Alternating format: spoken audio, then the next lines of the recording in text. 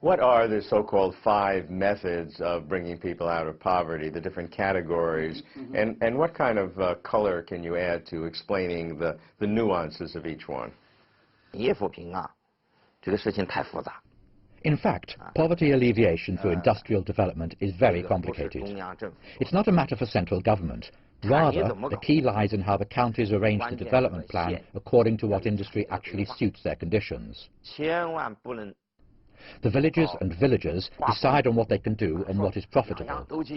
Moreover, we must avoid herd effects. In other words, people should not all swarm to develop the same businesses, which would cause homogeneous development.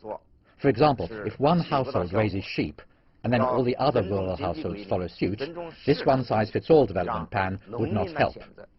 We need to respect economic laws and market rules. We should allow the farmers themselves to choose which industry to develop. The responsibility of the government is to provide services and market building. For instance, we issue loans and offer training, but also let the government take the lead in developing the internet and organizing e-commerce in poor areas. For example, public transportation in Longnan City, Gansu Province, is underdeveloped. Now, with the development of e-commerce, the poor have witnessed an annual income increase of 420 RMB for the first year, around 400 to 500 RMB for the second year, and another 500 to 600 RMB this year. By the development of e-commerce alone, the poor have increased their income by more than 1,000 RMB over the past 3 years. In the past, despite the good quality of agricultural produce, product selling is a big headache. But now, with the help of e-commerce, the farmers have made remarkable progress in sales. So in order to develop certain industries, the local grassroots must take the major responsibility of implementation, while the government should mainly offer some services according to the laws of a market economy. We have some large-scale poverty alleviation programs that are designed at the national level. Some people live in places where the local conditions are not favorable for development. What can we do? Doing poverty alleviation on the spot can be quite expensive. Road building and drinking water provision alone would cost hundreds of millions of RMB. When the aid is stopped, they'll fall back into poverty again.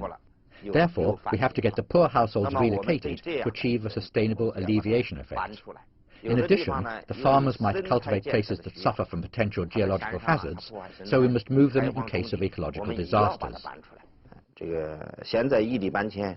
We're doing pretty well with relocation projects. In 2016, we relocated 2.4 million people.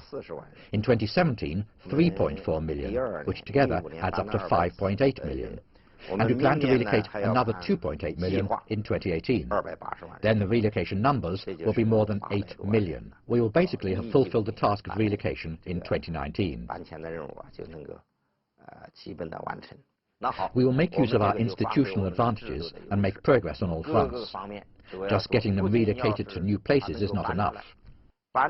We need to take care of the poor in terms of education, healthcare, industrial development, and so on.